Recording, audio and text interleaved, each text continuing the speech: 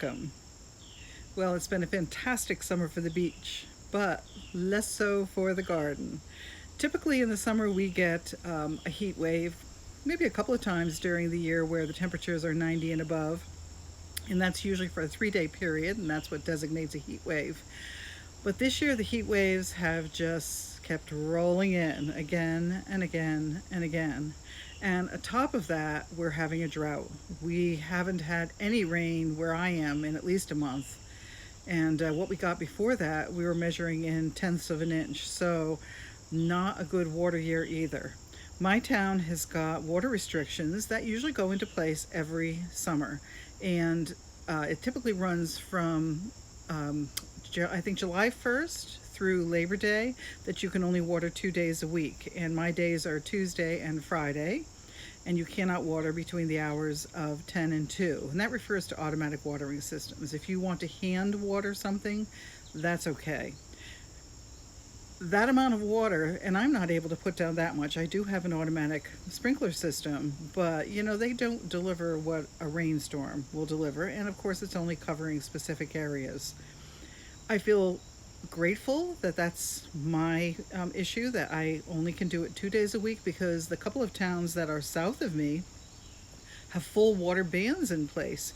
If you drive down there, the lawns are completely toasted and brown, and the plants are looking really miserable. So my plants are not that miserable, but they are certainly not looking like they normally look.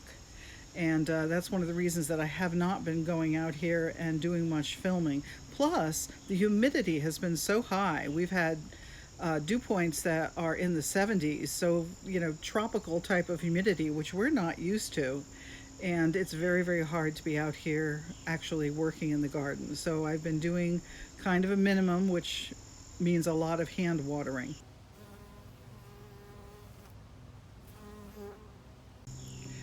The other thing that was a bit unfortunate was that we had some pests move in. Now, we went away for a number of days for a summer vacation, and you know, we did what anyone else would do when you go away and you have a garden. You do extra watering, you put down extra deer spray in anticipation of the fact that you're going to be gone.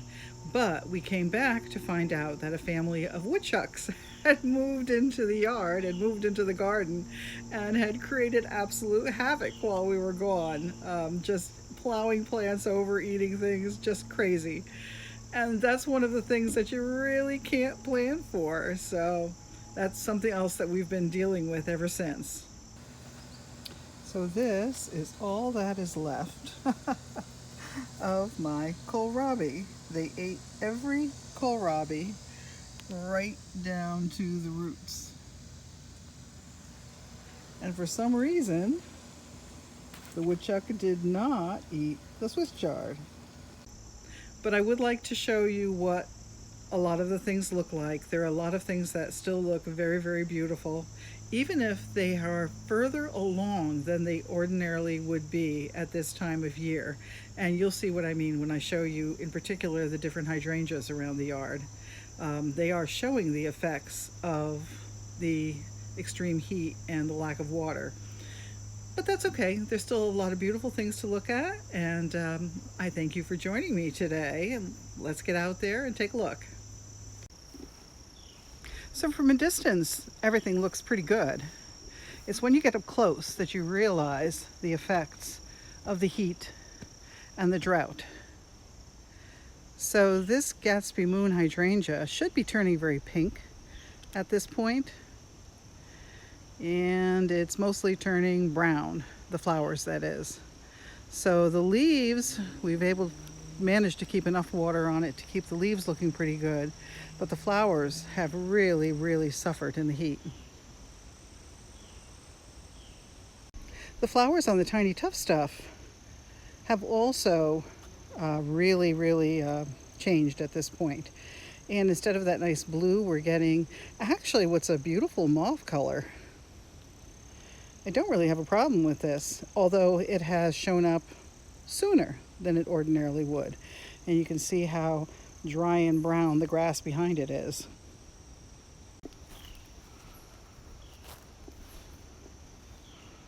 Now here is a ruby slippers hydrangea, And this should be turning a beautiful red right now. And you can see that some of the flowers have been trying to turn, but most of them have just gone brown.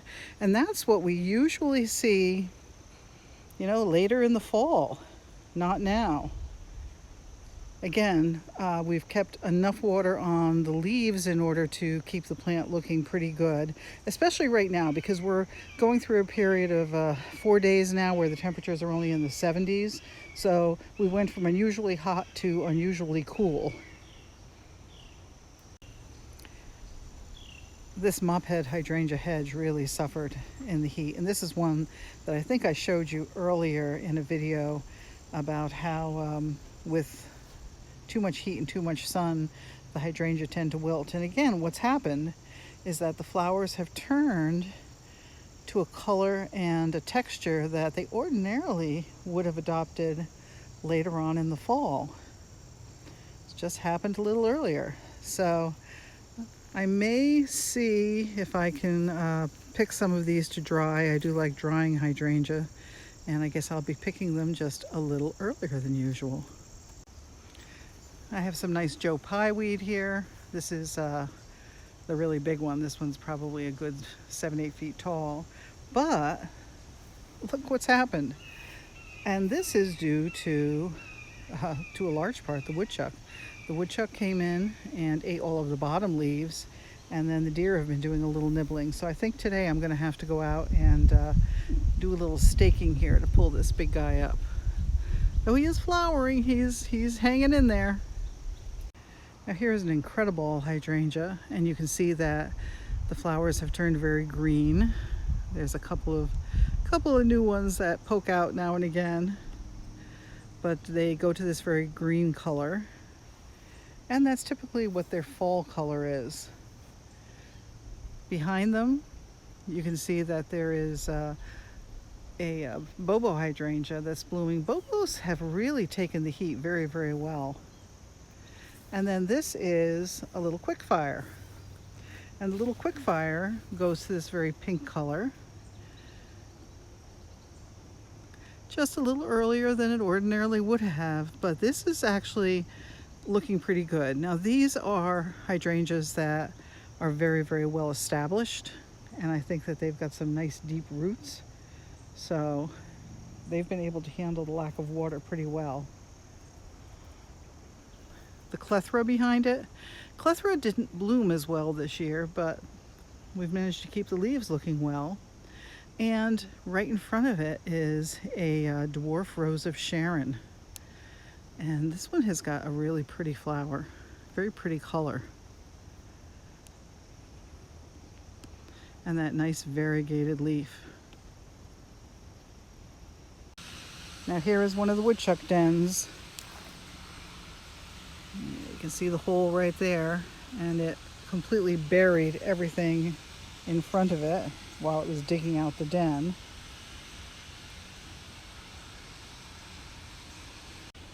And here is some of the damage that the woodchucks do. You can see this bed of Rudbeckia is just completely destroyed. They've eaten that. They've eaten the flowers and the tops off of all of the rose campion. They've just made an absolute mess. And in front of this poor damaged rose campion, you can see that I have another dwarf rose of Sharon here, another variegated one. And it's been doing okay. I've kept a little fencing in front of it, although you can see that the deer ate the tops off of it. Yeah, it's just been a tough critter year. Now this is Shasta Daisy, and I did give a light prune to the top. I actually took out most of the dead flowers. You can see there are still a few here. And behind that is a Miss Molly butterfly bush. I absolutely love that color. But the nice thing about the Shasta Daisy is you can get it to rebloom. And you can see that there is some nice fresh growth on the bottom. So my plan is to go out later today and actually cut it back right to the fresh growth. And I'll probably pick what's left of the flowers to add to a bouquet. A couple of other things that haven't seemed to mind a little bit of a drought. We've got some lovely stachys here, Helen von Stein, lamb's ear. They're doing okay. The sedum, no, that seems to be okay. It's sunburned, which is interesting.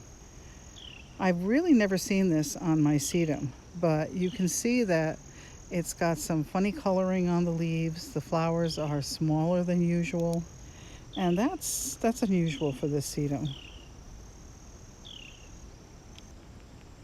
The alliums are doing all right. Interestingly enough, they've been getting eaten this year.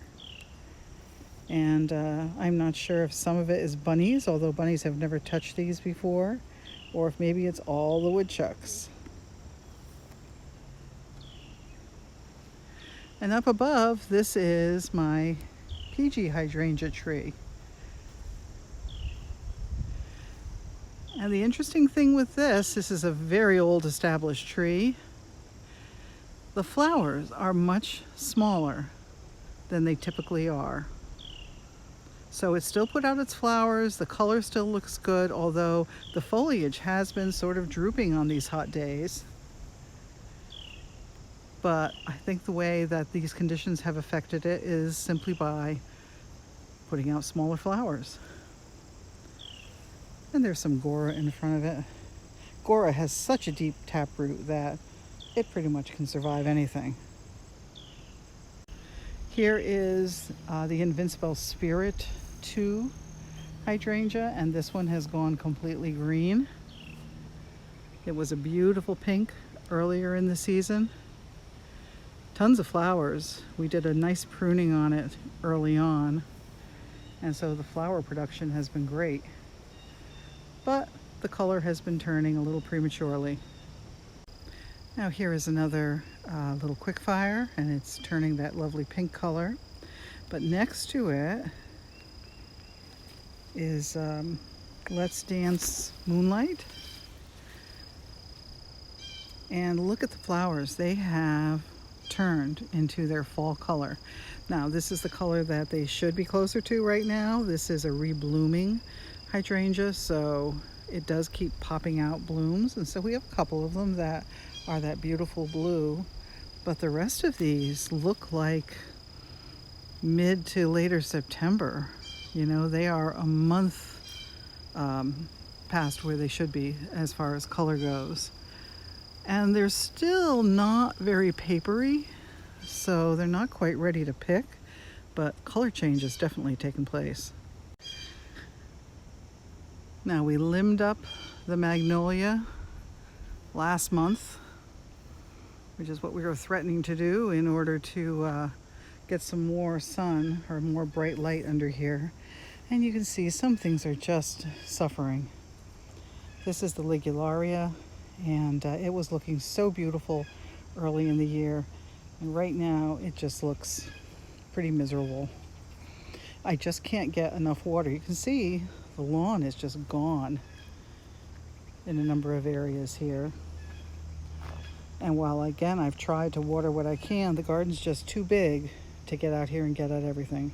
This lady in red hydrangea, again from a leaf and structure point of view, still looks pretty good. The flowers have definitely changed to their fall look, but we've managed to keep the hydrangea itself pretty good.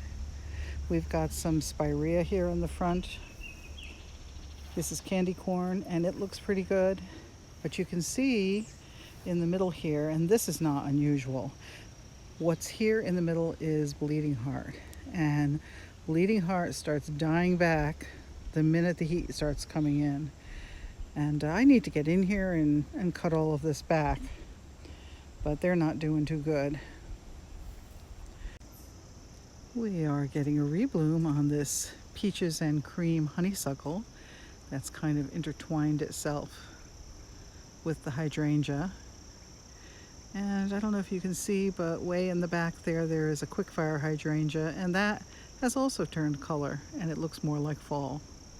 This bed is within the sprinkler zone, so it's been hanging in there okay. This is our wolf-eye dogwood, one of two that we have. And I did get in and I cut back the foxglove, and you can see that we've got new foxglove coming out, and those will be the ones that bloom next year. But this bed doesn't look too bad. Everything seems to be hanging in there okay.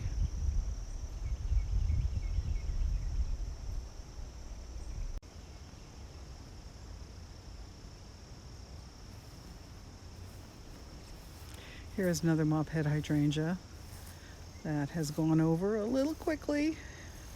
Once again, you can see, because it's a rebloomer, you can see what the flowers really should be looking like at this time of year. But they've taken on this sort of silvery purple appearance. This is one that I really like to dry, so I guess it's all good. Inside this little bit of a fence is a pinky winky hydrangea.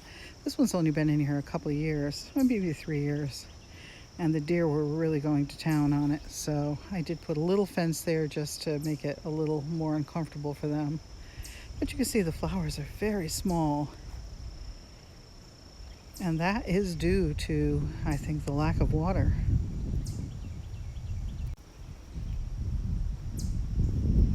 Ogon grass doesn't seem to mind what's going on too much. This is a golden anniversary abelia. I did prune them early in the season, and ordinarily I'd probably give them a slight chop now, but not with the heat and the water conditions. But they look pretty good. But these are well established. They've been in here for a very long time, so I'm really not surprised. And fortunately, my lion's mane Japanese maple back here looks pretty good too.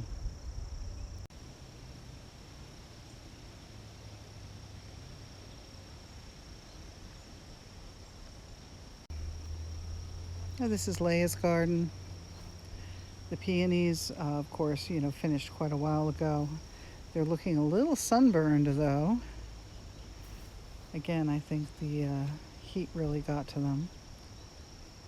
But some things look really wonderful in here.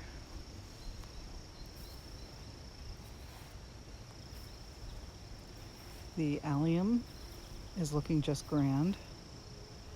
And I've actually had to cut back the Roseanne geranium a couple of times now because they were just climbing over all of the plants. And I planted them here because I kind of like that look. It's a cottage garden sort of look where they're clambering in between different plants, but I don't want them covering the other plants.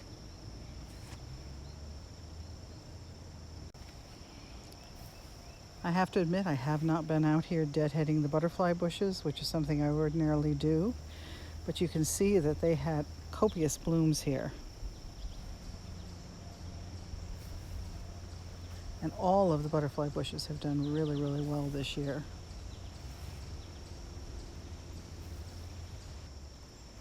But generally speaking, this bed has hung in there very, very well throughout the conditions that we've had. But it is within the sprinkler zone, so it's getting more water than other areas might be getting.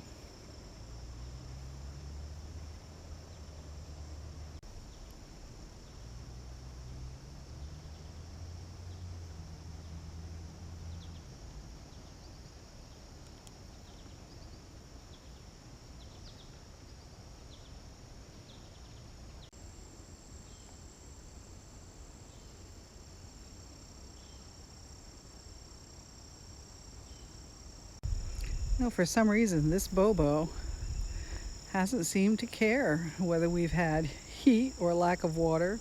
Maybe their roots are just very deep. It is an established plant. And you can see another buddleia up above it, a white one.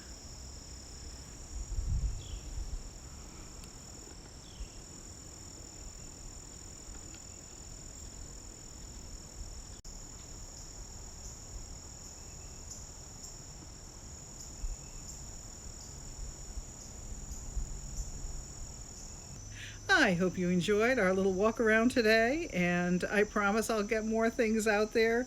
The temperatures looks like they're going to moderate here, so I'll actually be out in the garden, and I will certainly film what's going on so that you can see too. In the meantime, I hope you have a wonderful day in the garden. Bye.